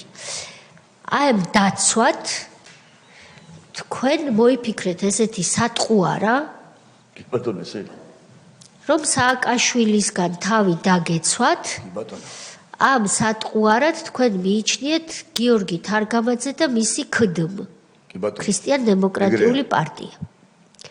დაუწყეთ გიორგი თარგამაძე საუბარი, რომ მომეცი უფლება შენგან ვიყარო კენჭი, ალბათ იმ ვარაუდით და რომ დავიდასტუროთ. იმ ვარაუდით, რომ გიორგი თარგამაძე პირდაპირ იყო ნაციონალურ მოძრაობაზე მიმული, ის რაც ფაქტები ამას მოწმობს, სავარაუდოდ გაურიგდა სააკაშვილს იმედის დარბევის და უფრო მანამდეც, როდესაც ბადრი პატრაკაციშვილის მიერ მისთვის გამოგზავნილი ჩანაწერი მან არ გაავრცელა და ამით ჩაიდინა პრაქტიკულად ღალატი, გაურიგდა სააკაშვილს, რომელმაც შემდეგ გამოაცილებინა სპეცრაზმსის თავისი პიჯაკებით იმედიდან, შეუქმნა პარტია, აფინანსებდა ამ პარტიას ხელისუფლება და სახელისუფლებო ბიზნესი. ქრისტიან-დემოკრატებს. უკეთეს დაცვას რას ნახავთ? ხო, თქვენ მიიჩნიეთ, რომ ეს იყო დაცვა, რომ გიორგი თარგამაძე მაშინვე ამას გადასცემდა ნაციონალურ მოძრაობას. ნაციონალური მოძრაობა იფიქრებდა, რომ ვიქტორ ჯაფარიძემ რეალური დაპირისპირება კი არ გადაწყვიტა, აგერ ჩვენ მიერვე გამოგონილ დანიშნულ ოპოზიციაში მივიდა და იქიდან აპირებს კენჭისყრას და ეს არ იქნება საფრთხე. და თქვენ სინამდვილეში რეალურ დაპირისპირებას ამზადებდით სვანეთში ივანიშვილის ხელმძღვანელობით სააკაშვილთან. სწორად მესმის თქვენი სტრატეგია და ტაქტიკა. სწორად აღწერე. ეს შეიძლება ასეც იყოს დასკვნაში მოყოლილი სწორად მოყევი? ეგრე იყო. ეს არის ფაქტები. ეგრე იყო. ის რასაც თქვენ აკეთებდით. ეგრე იყო. ანუ ჩვენ მაშინ ყავდა ქვეყანაში სააკაშვილის მიერ დანიშნული ოპოზიციონერები გიორგი თარგამაძის სახით, რომელიც გვაფიქრებინებდნენ, რომ ვითომ ებრძვიან რეჟიმს. მე ვიცოდი ხალხო. ასე იყო თუ მე მგონია რომ ასე იყო. აბსოლუტურად სწორი ფორმულირებაა და. წეგან ბატონი ზვიაძის ძიგური გამორჩა თქვენ ისიც ახსენეთ და მასაც მინდა. არავის არ უნდა დაეკარგოს ის რაც გააკეთა, თუმცა ისიც უნდა ითქვას, რომ გაპიროებას გამოვხატავ დღეს მე პირადად, რომ საიდან სად შეიძლება მიხვიდე ადამიანი. ყველა პროტესტის მონაწილე იყო ბატონი ზვიაძე. იმ ბრძოლისთვის მე მასაც მინდა მადლობა, კი არა, მას მინდა მადლობა გადაუხადო, ხვებით ვახსენე და ის არა და ბოდიში რომ გამორჩა. ბატონო ვიქტორ, ჩვენ ძალიან გვაწუხებს აი ეს სანაკოევის ადმინისტრაციის საკითხი. რამდენად იყო გამართლებული და თქვენ ამაზე ისაუბრეთ. თუ ეს გაკეთდებოდა რეალური შერიგებისთვის, ეს რატომაც არა და თემა, მაგრამ მაინც ბუნდოვანი რჩება, არა იმიტომ რომ ჩვენთვის რჩება ბუნდოვანი. რა საკანონმდებლო ცვლილება იყო ის, რასაც თქვენ და რამდენიმე დეპუტატი უპირისპირდებოდით, რომელიც იყო პირდაპირ დამაზიანებელი ჩვენი ეროვნული სხეულის და ტერიტორიული მთლიანობისთვის. აი ეს კიდევ ერთხელ მკაფიოდ რომ ავხსნათ. ეს არის ახალგორის მცხეთა-მთიანეთის და ეს ახალგორის უფრო ახალგორის, ახალი საზღვრების გაჩენა. სანაკოევის აი ეს აუხსენით ახალგაზრდებს თუ შეიძლება. სანაკოევის ადმინისტრაციას როცა ქმნიდნენ, ადმინისტრაციას ვერ შექმნი თუ მას საზღვრები არ აქვს, ხო? და როცა წარმოდგენილი იყო და წარმოადგენეს სანაკოევის ადმინისტრაციის საზღვრები, წარმოუდგენელი იყო ახალგორის იქ შედიოდა. ანუ ჩვენ დაუკანონებთ, რომ ეს სამართლოსის ტერიტორიაა და ამ დროს ახალგორი რა სტატუსის მატარებელი? ამ დროს ახალგორი ჩვენი იურისდიქციის ქვეშ არის. ხო, აი ეს არის აქ თავარი რომ. აქ თავარი ეგ არის, ახალგორი არის ქართული ხელისუფლების იურისდიქციის ქვეშ კონტროლირებადი ტერიტორიაა. და სააკაშვილმა, როგორც დავით გამყრელიძის ნათქვამიდან ირკვევა ამერიკელებთან შეთანხმებით, კი ბატონო, ესე იყო. ახალგორი თბილისის მიერ კონტროლირებადი გადაიყვანა სამხრეთ ოსეთის ტერიტორიად აქცია. კი ბატონო. ამას ეწინააღმდეგებოდით. დიახ, ეწინააღმდეგებოდით. და რამდენი დარჩით ბოლოს ჩვენ ამოვიღებთ კენჭისყრის შედეგებს, მაგრამ აღარ მახსოვს რამდენი, მაგრამ ნუ გაიტანეს ჩვეულებრივად და დავით გამყრელიძეს რატომ მიადექით ასე ვთქვათ? მისი ხმა გადამწყვეტი იყო? დავით გამყრელიძეს იმიტომ მივადექი ქალბატონთია, რომ დავით გამყრელიძის სიტყვებია, რომ ამერიკელებთან არის შეთანხმებული და ეხლა ამერიკელებთან შეთანხმებული ჩვენ გვეგონა მაშინ ფიქრობდით, რომ თუ ამერიკელებთან შეთანხმებული არის, იგი სწორნაბიჯებს დგამენ. ეს არგუმენტი იყო მისი მხრიდან, რომ დამაჯერებლობა შეეძინა მისი არგუმენტისთვის და ნუ ეხლა სიმართლე რო გითხრათ, მაშინ მეც არგუმენტად მივიღე. მაგრამ დღევანდელი გადასახედიდან უყურებ, რომ ძალიან ცდებოდი მეც და ეხლა მე არ ვიცი ის მართლა შეუთანხმდა თუ არ შეუთანხმდნენ ამერიკელებმა უწყეს თუ არ უწყეს, მაგრამ რომ დავით გამყრელიძეს მე ვერ დავაბრალებ, რომ ლოიალური იყო ხელისუფლების, სააკაშვილის ხელისუფლების ნამდვილად არის. სერიოზული პრობლემების უქმნიდან ახლები. კი. სერიოზულ პრობლემებს. კი ბატონო, ბატონი სოზარი და უნდა დავასრულოთ. განმარტავ მაინც წინაპირობას რაც იყო საქართველოს იყო შემადგენელი ნაწილი საბჭოთა კავშირის, როგორც ერთ-ერთი რესპუბლიკა 15-თაგანი და აქ იყო 3 ავტონომიური წარმონაქმნი: აფხაზეთის ავტონომიური რესპუბლიკა, აჭარის ავტონომიური რესპუბლიკა და სამხრეთ ოსეთის ავტონომიური ოლქი. როდესაც კრემლის პირდაპირ წაქეზების ინსპირაციით დაიწყო სეპარატისტული მოძრაობები, მაშინ ზვიად გამსახურდიას ხელისუფლებამ გააუხმა სამხრეთ ოსეთის ავტონომიური ოლქი. ეს შევიდა კონსტიტუციაში.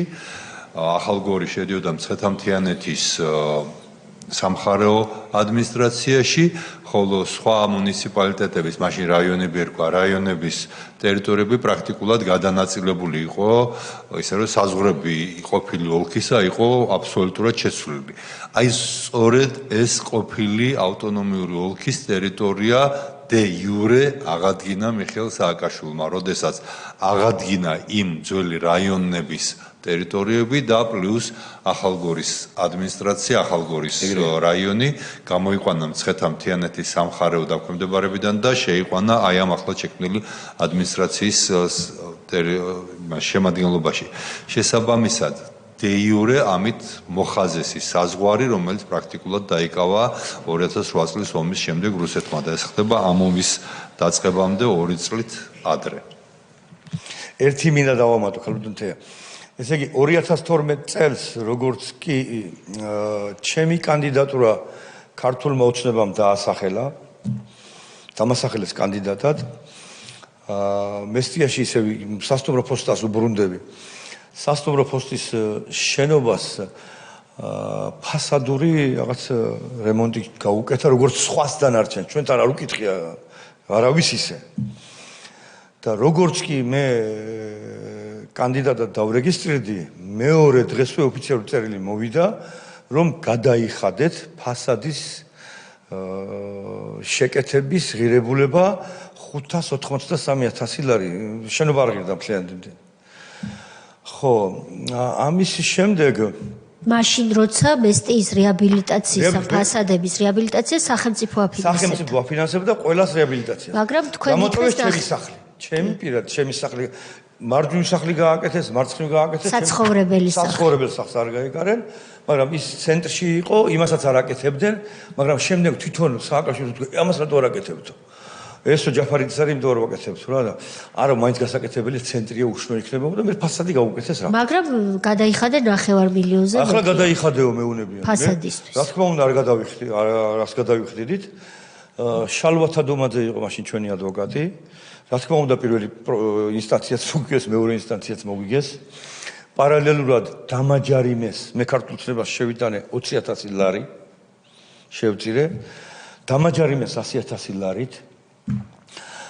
ამის შემდეგ გადავიხადე 100,000, სხვა არ ვაპირებდით გადახდას 100,000 ლარის. აღსრულებას უნდა გადავცეთო 98 წლის დედაჩემის სახლი, უნდა გადაეცათ აღსრულებაზე, უნდა ჩამოერთვიათ. და რო გადავიხადეთ 100,000 ლარი, შემდეგ კიდე დამიძახეს სასამართლოზე, საიდან მოიტანე 100,000 ლარი, მოგელადის კომისია რო იყო. საიდან მოიტანე 100,000 ლარიო? მე წარვადგინე, ალბათ რომ ვაფიქსირებ, წარვადგინე დაახლოებით $1,000,000 გადმორიცხვები უცხოეთთან ჩემს. და ჩემი აქვია ანგარიშები. რომ თუ იქ თემა არის, რომ საიდან მოიტანე 20,000 ლარი. ამ დროს უცხოეთიდან მე ბიზნეს ვაკეთებდი და მქონდა დოკუმენტები ბანკის ამონაწერო, ჩემს ანგარიშებზე ირიცხებოდა $1,000,000-მდე ვალუტა. ამის შემდეგ ისე სწრაფად მიბარებდნენ. ჩავიდოდი მესტიაში და მიბარებდნენ ჩამოვიდოდი და ბოლოს მახსოვს ბატონ ბიძინა ივანიშვილს ჰქონდა ევროკავშირის წარმომადგენლებთან შეხვედრა და ბატონ ბიძინა ივანიშვილს ჰქონდა ჩემი, აქვია, გადარიცხვების დოკუმენტები ჩემი кейსი ხელში, რომელიც ევროკავშირის წარმომადგენლებს მოუყვა იქვე ტელევიზიაში, უსმენდი ტელევიზიაში. რომ აი ესეთ უსამართლობას აკეთებენ, ესე იქცევიან. დამიდეკეს მეორე დღეს სასტრაფოდ ჩამოდი სასამართლოზე. ისევ. ეხლა მესტია ცხეთაში ვარ არის რა. ჩამოვედი ისევე. შევიდა იმაში, რა ქვია, სასამართლოში ჩემი კეთი ბეკაური იყო ჩემი. ადვოკატი შემოვიდა 5 წუთში, გამოვიდა სასამართლო მოვიგეთ.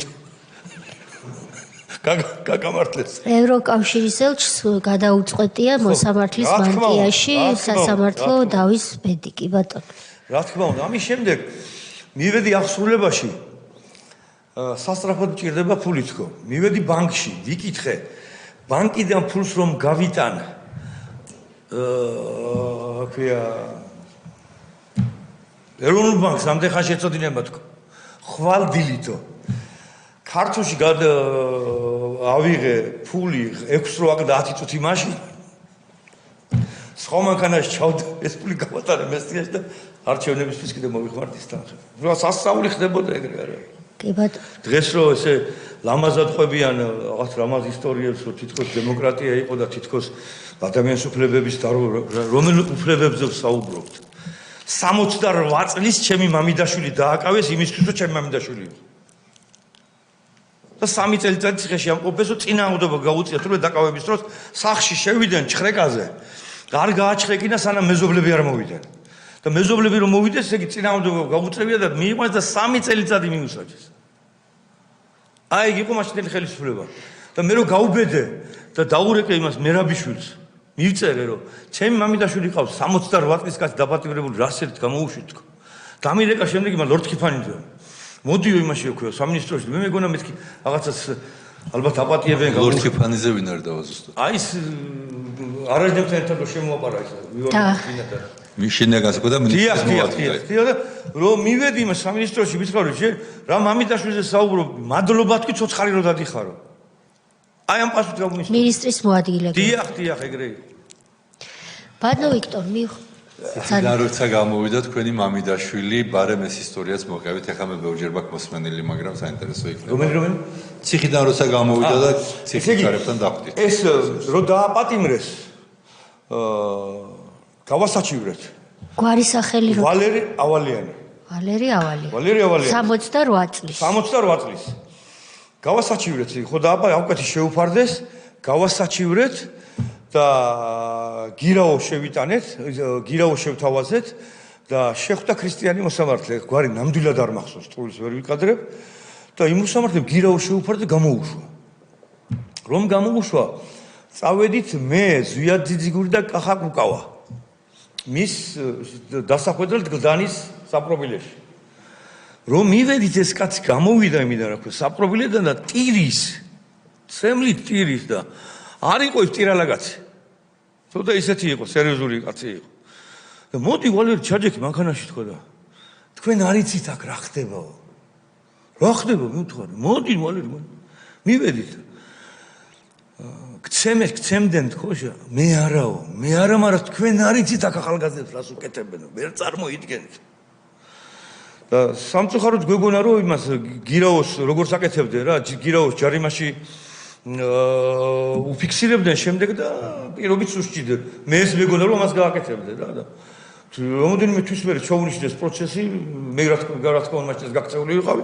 სწავლობდი და 3 წელიწადი მივისალდი და კალენდარულად მოახდევინეს. ინვალიდი გამოვიყვანეთ. არ დაგავიწყდეთ 68 წლის კაცი ისეთ ცემეს რომ 10 თვე საავადმყოფოში იწვა, მათ საავადმყოფოში. ქალბატონი ის რო იყო კალმახელიძე. ის მინისტრი კალმახელიძე ის რო შევიდა მაშინ ქსანის საპრობილეში, იქ დაუწყო მან ვალერი ყვირო აქეთ მოდი ნახეთ მაშინ კარვებში როგორ ძინავთ პატივრებს, კალახში ძინავთ პატივრებს და ისე მოაქციეს შემდეგ რომ 11 თვე იმაში იწვა. საავადმყოფოში, მათ საავადმყოფოში. რო გამოვიდა მას მერე ფეხზე ვეღარ დადგა და 7 თუ 8 წელიწადი კიდე იცხოვრა და ლოგინში და გარდაიცვალა. ესე დაინვალე. ერთ კიდე ჩავერთვები და განმარტავ. ესენი საუბრობენ რა. კარვებში რას ნიშნავს? ჩვენ ძალიან ბევრჯერ მოვისმინეთ როგორ იყო 18 კვადრატულ მეტრზე 30-40 კაცი და ფეხზე რო ეძინათ პრაქტიკულად, მაგრამ ქსანში იმის ადგილის კი არ იყო, რომ უბრალოდ ვერ ეტეოდენ საკნებში და ამიტომაც კარვები იყო გაშლილი ეზოში და იმ კარვებში ეძინათ პატიმრებს, სამთარს დაფხულ. ამაზეა საუბარი. კი ბატონო. მე მინდა თხოვნით ვთხოვო ახალგაზრდებს, რომ ის არაფერს არ ნიშნავს, რომ თქვენ ვერ მოესწარით იმ პერიოდს. ინტერნეტის ეპოქაში ვცხოვრობთ და ძალიან ბევრი კადრების ნახვა ინტერნეტში შეგიძლიათ და მეორე ხა შაჰაბაზს მე არ ვიცნობდი, მაგრამ მეჯაურება, იმიტომ რომ ჩემი ქვეყანა აოხრა. და გახსოვდეთ, რომ ეს ამ ქვეყანას აოხრებდნენ ეს უნამუსო ადამიანები, მედი არაფერი. გასაგებია ბატონო ვიქტორ, თუ შეკითხვები აღარ შეგაწუხებთ, საკომიტეტო კვირაა და ყველა დეპუტატს აქვს თავისი ინდივიდუალური საპარლამენტო სამუშაო და სხდომები. დიდი მადლობა ამ მტკიცებულებებისთვის. ჩვენ საჯარო სხდომის ფორმატის მიღმაც დავრჩებით თქვენთან კონსულტაციის რეჟიმში, ვინაიდან თქვენ ფლობთ იმ ძალიან მნიშვნელოვან ინფორმაციას და ფაქტებს, რომელიც ჩვენი დასკვნისთვის და მისი შედგენისთვის ძალიან მნიშვნელოვანია. დიდი მადლობა იმ ბრძოლისთვის, რაც თქვენ გასწიეთ, თქვენმა ოჯახმა, ნათესავებმა, თანამებრძოლებმა, იმიტომ რომ მაშინ თითოეული ასეთი კენჭი, აგური თუ კიდევ უფრო დიდი შენატანი ბრძოლაში იყო ძალიან მნიშვნელოვანი. ეს უნდა გითხრათ, არ შეიძლება რომ არ გითხრათ. ჩემი და არის პროფესიით ექიმი და სასაზღვრო პოლიციაში მუშაობდა მესტიაში. ონკოოპერაცია გაუკეთეს თბილისში, მე არ ვიყავ ქვეყანაში. და საავადმყოფოდან გამოწერილი არ იყო, ისე დაიბარეს. სასაზღვრო დეპარტამენტში ქვევით დახვდნენ და პირდაპირ უწყეს. მანნა ჯაფარიძე ხარ? დიახ, მანნა ჯაფარიძე ვარ. ვიქტორ ჯაფარიძის და ხარ? ვიქტორ ჯაფარიძის და ვარ. ამობრძანდით, ეხლა ზევით ხმა არ მოიღო, განცხადებას დაწერდა თქვენინებით დატოვებთ სამსახურს. ჩვენ ვიქტორ ჯაფარიძის დას ხელფას ვერ მივცემთ. ამის შემდეგ ჩემმა დამ მესტიაში ავადსახსენებელ პოსტაში პატარა ოთახში მაღაზია გააკეთა. და მესამე თუ მეოთხე თვეს 11 ფინანსური პოლიციის წარმომადგენელი შეუვარდა რომ დაეპატიმრებიათ მან რას ნახავდნენ სულ 1000 ლარის პროდუქტი ყოდა მაღაზიაში. აი, ეგ იყო მიშასხების. გასაგებია. ამავდროულად ბატონო ვიქტორ, ესეც შეიძლება ალბათ ითქვას, რომ ამდენმა უბედურებამ ყველა ის ადამიანი, ვინც სააკაშვილის რეჟიმს ებრძოდა, სააკაშვილის მეთოდებთან, მის ამგვარ ქცევასთან წინააღმდეგობის პირობებში გამობრძმედა ადამიანები. ცუდი გამოცდილების შედეგად, მაგრამ ვინც ნაბრძოლია რეჟიმთან, ის დღეს გამობრძმედილია, ის დღეს არის ხელისუფლებაში. ამ ყველაფერს თავი მოუყარა ბიძინა ივანიშვილმა და მისი ხელმძღვანელობით დადგა გამარჯვების დღე. შესაბამისად ეს გამოცდილება, რაც თითოეულმა ჩვენგანმა ზოგმა ძალიან დიდი უბედურების ხარჯზე, ზოგმა მეტნაკლებად პრობლემების ხარჯზე მივიღეთ, ბრძოლისას. იმიტომაც არის, რომ მე მაგალითად ჩემად ვიტყვი, რომ სხვის ნაცვლად არ ვისაუბრო, რასაც მე როგორც პოლიტიკაში გარკვეული რაღაც პატარა გამოცდილების მქონე ადამიანს ძალიან მეცინება იმ მეთოდებზე, იმ უჭკუო სტრატეგიებზე, თუ ამას საერთოდ სტრატეგია შეიძლება დაერქვას, პოლიტიკური ბრძოლისა, რასაც ვხედავთ ქუჩაში ან ქუჩის მიღმა ჩვენი ხელისუფლების დასამარცხებლად. ცოტა მეტი ჭკუაა საჭირო, ცოტა მეტი რაღაცა დაფიქრებაა საჭირო, იმიტომ რომ დღეს იმ ექსტრემისტულ ჯგუფებს, ვინც ებრძვის ქართული ოცნების ხელისუფლებას, არც მორალური ზურგი უმაგრებს ზურგს მორალი, იმიტომ რომ მართალი უნდა იყო პოლიტიკურ ბრძოლაში, თუ შემოდიხარ, უნდა იყო მართალი, სიმართლისთვის უნდა იბრძოდე. არც ერთ იმ უბედურ ადამიანს, ვინც აქ შემოვიდა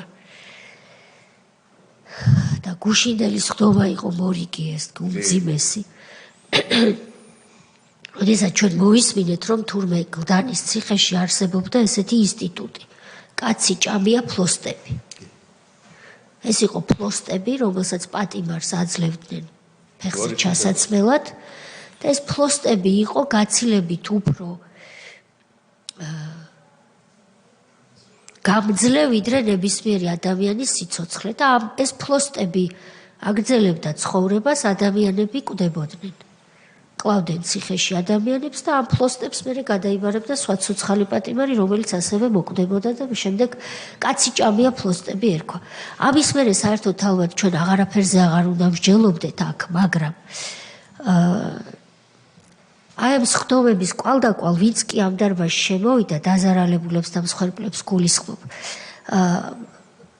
მათ არც ერთი წუთი დღესაც არ აქვთ ის ტკივილი დავიწყებული და ისინი არ დაუშვებენ იმას, რომ ჩვენ ქართულმა ოცნებამ, ამ თაობის ქართულმა ოცნებამ ისე გადაულოცოთ ახალგაზრდათაობას ხელისუფლება, რომ მავნებლების პრობლემა მოგვარებული არ იყოს. და როცა მათ გვერდით დგები, ეს არ არის მართალი ბრძოლა.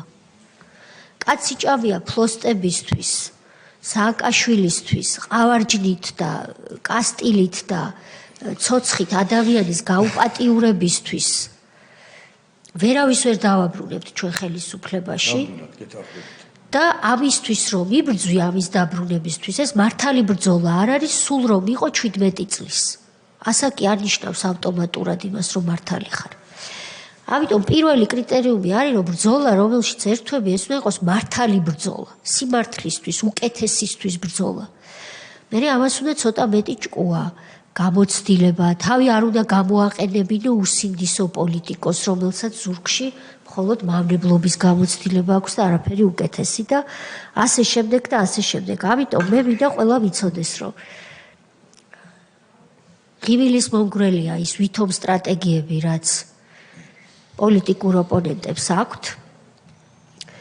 ჩვენ მათ მცდელობებს ამ კომისიის ფარგლებითაც და კომისიის დასკვნითაც შევებრძოლებით ქართული ოცნება, რომ ასეთი რამ კასტილით, ცოცხით გაუპატიურებული პატიმრის ინსტიტუტი აღარ დაბრუნდეს, პატიმრის წამება, სკამზე გამობმა და ცემა 24 საათიან რეჟიმში არ დაბრუნდეს, მოსამართლე, რომელიც ათავისუფლებს პატიმარს, იმიტომ რომ ევროკავშირის ელჩმა ასე გადაწყვიტა, ეს არ გვინდა, მოსამართლემ თვითონ უნდა გადაწყვიტოს და გაათავისუფლოს თუ არა.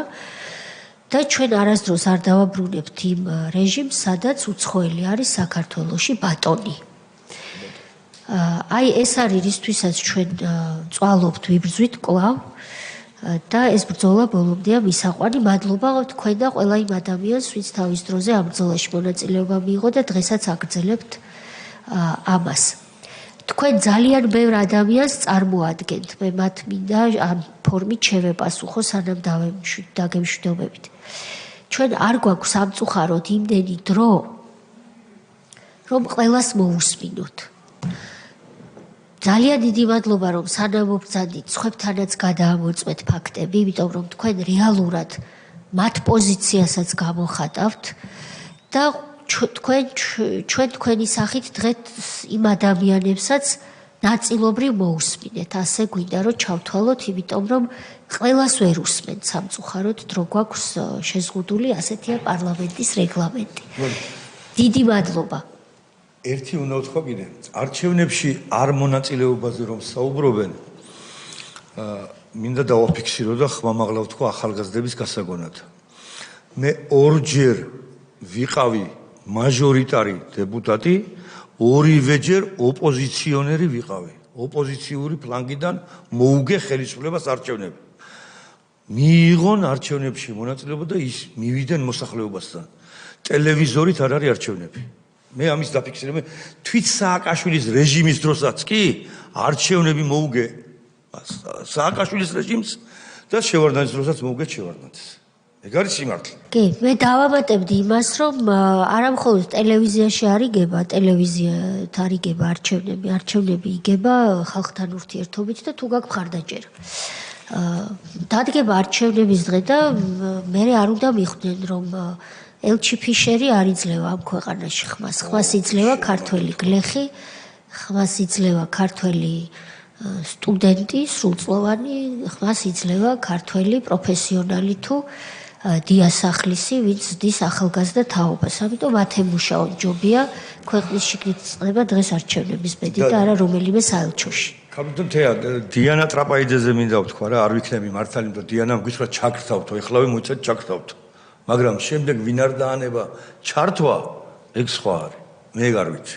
კი ბატონო. ეხლავე ჩაქრთავ, იმიტომ არ ვიქნები მართალი, რომ მე თქვენ არც გითქვა სხვა რამ, უბრალოდ შენ გვერდით ედგა? ნუ ეხა ეს მე ვამბობ რომ დიანამ კი ბატონო, ეხლავე ჩაქრთავთ.